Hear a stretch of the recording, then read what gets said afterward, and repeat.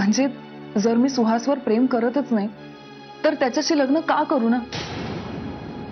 त्याच्यात काही खोट आहे म्हणून नाही हा, पण जर दोन व्यक्तींचं एकमेकांवर प्रेम नसेल तर त्यांचा संसार सुखाचा कधीच होऊ शकत नाही.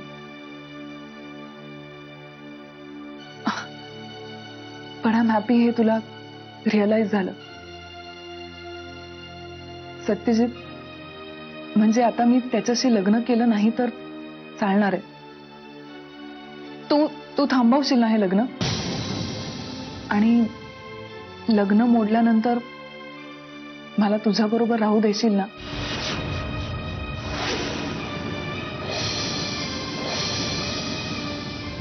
बोल ना.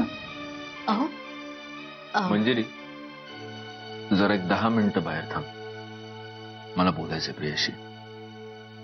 बर. प्लीज.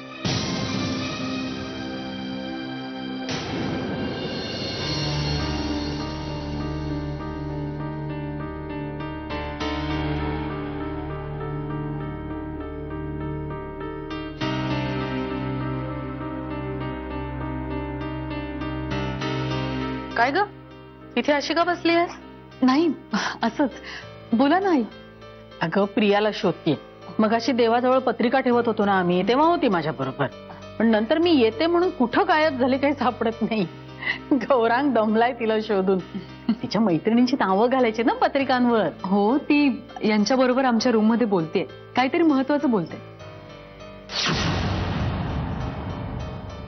आई, मी तुमच्या रूम मध्ये? हो, म्हणजे मी बोलावून आणलं असतं पण नाही, असू दे असू दे. मी नंतर बोलीन ना तिच्याशी.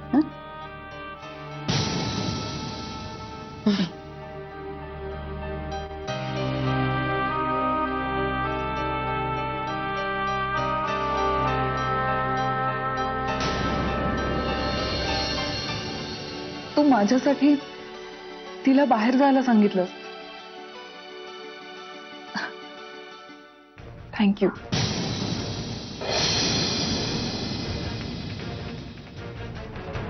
मला माहितीये तू कितीही नाकारलंस तरी तुझं माझ्यावर प्रेम आहे आणि तुझी प्रेम करण्याची हीच पद्धत आहे, हेही मला माहितीये.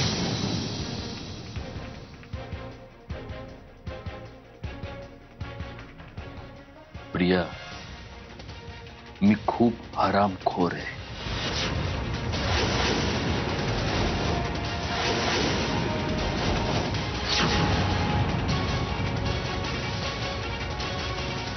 नीच आहे,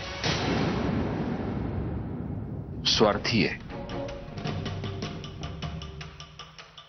अनेक वादळांनंतर माझ्या आणि मंजिरीच्या आयुष्यात आता सुख आलंय आणि ते सुख जपण्यासाठी मी कुठल्याही थराला जाऊ शकतो. तुला सुहास बरोबरच तुझं लग्न मोडायचंय, खुशाल मोड. पण ते लग्न मोडल्यानंतर मी तुला माझ्या घरात, माझ्या आयुष्यात राहू देईन, या भ्रमाखाली अजिबात राहू नकोस.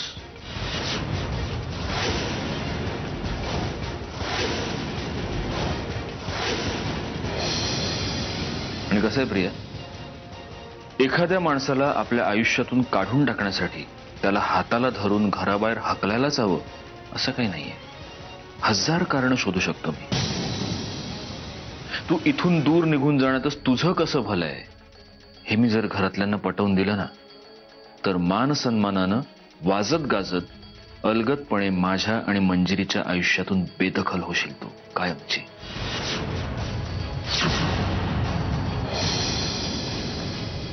डाव टाकायचेच ठरवले ना तर मला खूप चांगले टाकता येतात प्रिया. माझा आणि मंजिरीचा संसार जपण्यासाठी, तो प्रोटेक्ट करण्यासाठी मी कुठल्याही थराला जाऊ शकतो.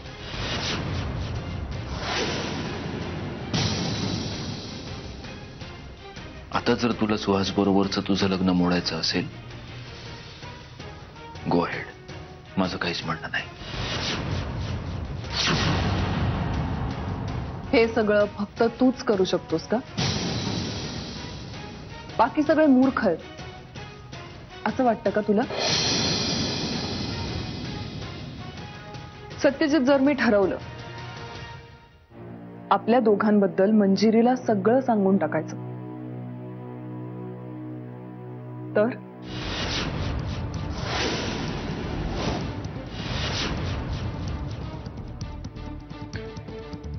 शेवटी आलीस ना तुझ्या लेवलवर. ब्लॅकमेल. पण कसं आहे प्रिया, एक साधं तत्व आहे. एखादा माणूस एखाद्या गोष्टीला धरून जर तुम्हाला ब्लॅकमेल करत असेल तर मुळात ती गोष्टच नाहीशी करून टाकावी. मग ब्लॅकमेल केलं जाण्याची भीती उरत नाही. तू जाऊन मंजिरीच्या कानात विष ओतण्याआधी मी जर मंजिरीच्या पायावर पडून तिची माफी मागितली आणि माझ्या सगळ्या चुकांची कबुली दिली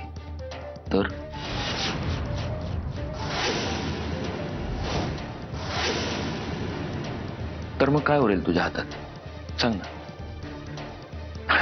आणि सगळ्यात इंटरेस्टिंग गोष्ट अशी आहे की एकदा का मंजिरीला आपल्याबद्दल कळलं की तीच तुला राहू देणार नाही या घरात. कळलं ना? मंजिरी स्वतः हाताला धरून तुला घराच्या बाहेर फेकून देईल. फार साधं समजू नकोस तिला. कानाखाली आवाज काढला होता एकदा तुझ्या, आहे ना लक्षात? सो बाहेर हॉलमध्येच असेल मंजिरी. मी एक काम करतो, मी जातो आणि तिला लॉंग ड्राईव्हवर घेऊन जातो. अत्यंत इमोशनल होऊन तिच्या पायावर पडून आपल्याबद्दल सगळं सांगतो, तिची माफी मागतो. तुलाही वेळ मिळेल तुझ्या बॅगा पॅक करायला. सत्यजित, थांब थांब प्लीज, ऐक माझं. नको जाऊस तिच्याकडे. तिला काहीही सांगू नकोस. आय प्रॉमिस, यापुढे माझ्याकडून तुला कुठल्याही प्रकारचा त्रास होणार नाही. मी विश्वास कसा ठेवायचा तुझ्यावर? सत्यजित, स्वतःचा तमाशा करून नाही घ्यायचंय मला.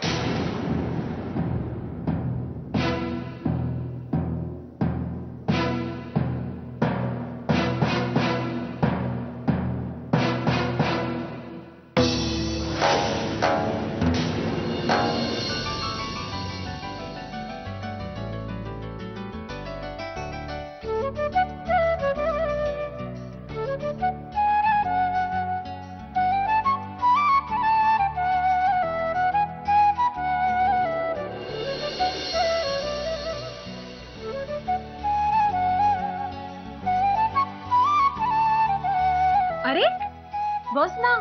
नग तू मारशील मला. मी कशाला मारेल? बाहेरच्या लोकांकडे जास्त जायचं नसतं. पण मी ह्याच घरात राहते. तू याच घरात राहते? हो. मी सोन्या. आणि मी मंजुषा. पण तू मला मंजुषा ताई म्हणू शकतोस. बघ, झाली की नाही आपली मैत्री? इथे एकटाच काय करतोय? खेळत होतो. कुणी बी नाही ना माझ्या संग खेळायला. पहिले नेत्रा वहिनी होती, पण आता तिला बी वेळ नाही. ते बाळ अजून लहान आहे, त्या संग बी खेळू नाही शकत मी. म्हणून कॅच कॅच खेळत होतो. बर, मग आजपासून तुला खेळायला एक नवा भिडू मिळाला. कोण? मी. पण तू तर मुलगी आहेस ना, मुलींना थोडी ना येतं खेळायला. अरे, असं कोणी सांगितलं तुला? असं काहीच नसतं. चल, टाक बॉल. ताई, तू तर सॉलिड आहेस. मग आमच्या आईतल्या मोठ्या मुलांबरोबर क्रिकेट खेळायचं मी. आता आपल्यालाही जमणार. येस. अरे,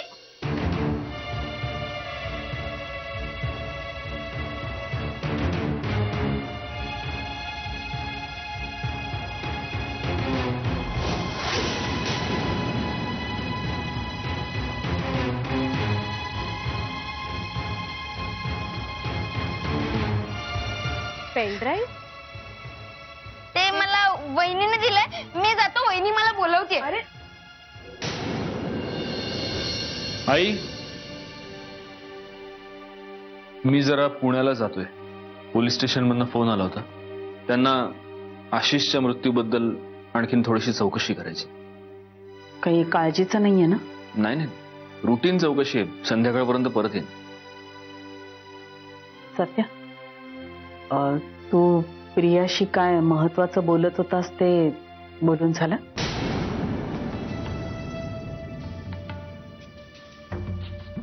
आई, मी स्पष्टीकरण नकोय मला आणि मी जाबही विचारत नाही.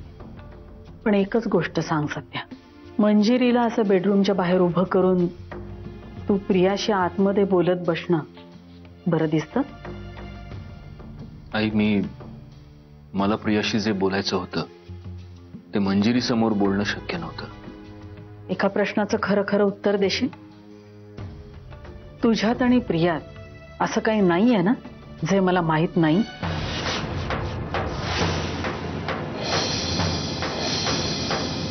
नाही. निघू मी?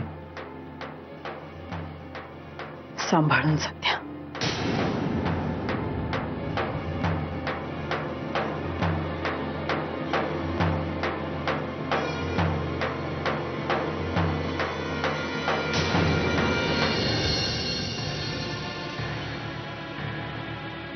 काय आहे यातनं आवाज बी येत नाही.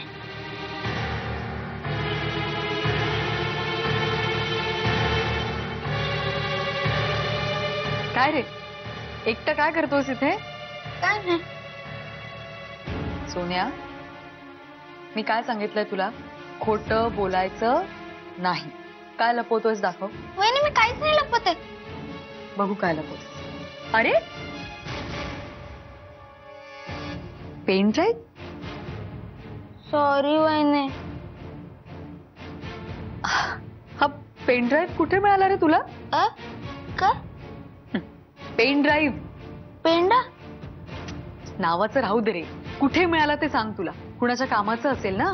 तो मला खेळताना गावला, पण तो आता माझा आहे. अरे हे काय? असं नाही करायचं बाळा. हे कुणाचं तरी कामाचं असेल ना, काहीतरी महत्वाचं असेल त्यात. यात काय एवढं कामाचं? अरे याच्यात ना खूप महत्वाची माहिती साठवून ठेवता येते बाळा. पर आता तो माझा आहे. सोन्या, आता हट्ट नाही करायचा बाळा. तुला ती लाकूड तोड्याची गोष्ट माहितीये? ती रे, एक लाकूड तोड्या असतो, त्याची ती लोखंडाची कुऱ्हाड असते. मग तो लोखंडाची कुऱ्हाडच आपली म्हणून परत घेतो. मग तो कसा वागतो तसंच आपण वागायचं असतं.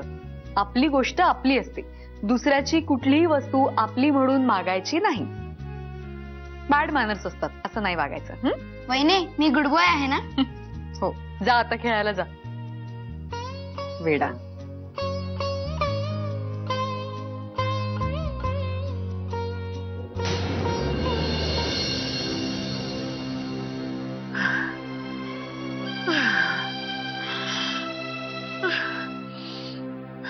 वहिनी, काय ग झाला तुझा त्रास सुरू? तुझा तो पंप कुठे आहे?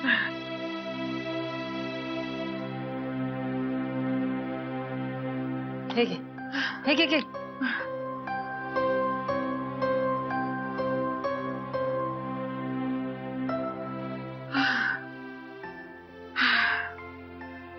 बरं वाटते का?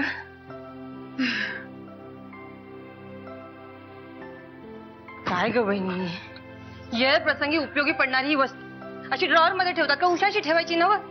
हो, तू ना नक्की दगदग केलेली असणार. नाही हो, ते पॉलिशून आलेले दागिने बघत होते. असे एकदमच उबळ आले मला. पण आराम करायचा ना ग बहिणी जरा. आता इथेच ठेवते ते. ठेव. आणि आराम काय, एवढी कामं पडली आहेत घरामध्ये. अगं काम होतच राहतील, पण तू आधी तुझ्या तब्येतीला सांभाळ. अच्छा, सत्याला सांगू नका. तुम्हाला माहिती आहे ना त्याचा स्वभाव. लग्नामध्ये एक काम मला मनासारखं करू देणार नाही तो. बरोबरच हाय त्याच. तू अशी दगदग करणार मग त्याला कसं सहन होईल समजा. आता तुम्ही नका सुरू हो परत. झालं मग आमचं बोलणंच खुंटलं. असं नाही हो. आता वय परतवे दमायला होतं ना आपल्यासारख्यांना. आपल्यासारख्यांना नाही हा, तुझ्यासारख्यांना. मी अजून तरणीसाठी आहे.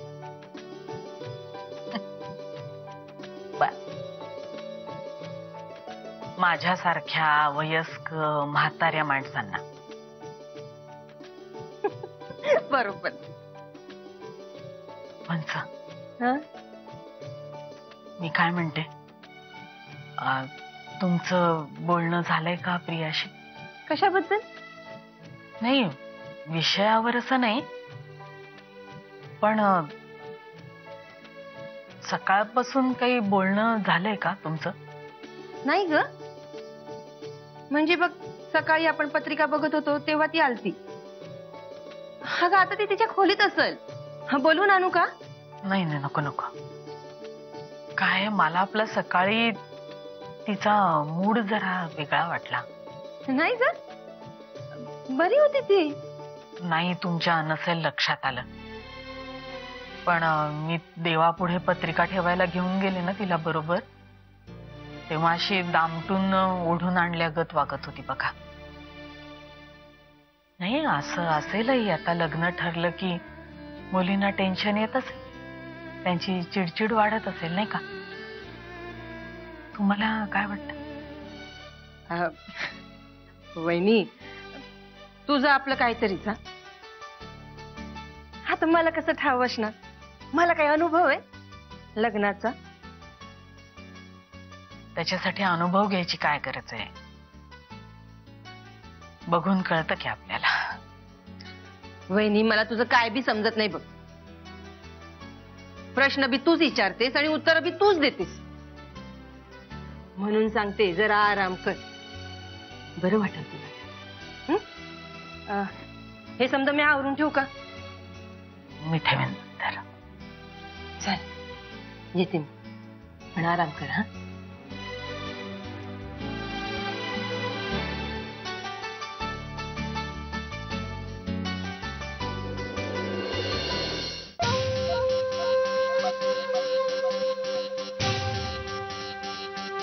मला माहितीये सत्यजित, मनात आणलंस तर तू कुठलाही डावपेच टाकू शकतोस. तुझ्यातलं हेच किलर इन्स्टिंक्ट तर मला आवडतं. पण तुला माहितीये का, मी सुद्धा तुझ्यासारखीच आहे. मंजिरी सारखी मुळू रडत बसणारी नाहीये.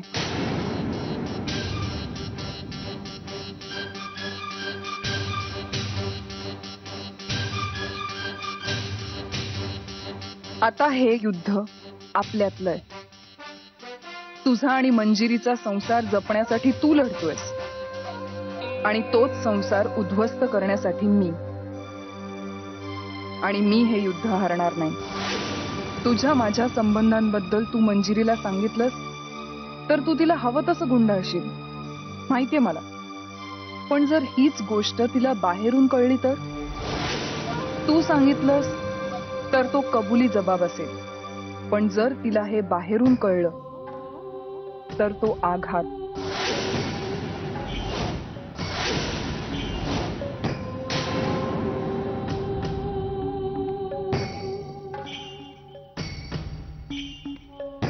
आणि युद्ध जिंकण्यासाठी असले आघात करावेच लागतात. आता तो पेनड्राईव्ह असताना माझ्याकडे तर आत्ता या क्षणाला जाऊन मी कुठे गेला तो पेनड्राईव्ह?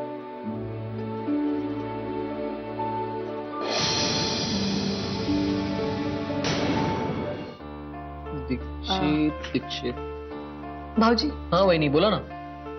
तुम्ही कुठे बाहेर चाललात का? अहो, बाहेर म्हणजे काय, प्रियाच्या लग्नाची गडबड. आई म्हणाली या पत्रिका कुरिअर कर. तिला बोललो आत्ताच जातो.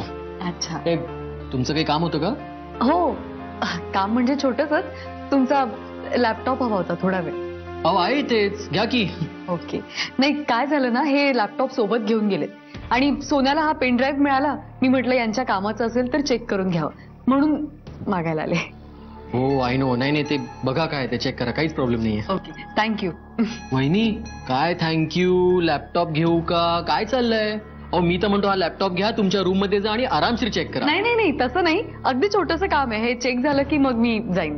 बरं बरं ठीक आहे, मी आलोच. हो ओके बाय.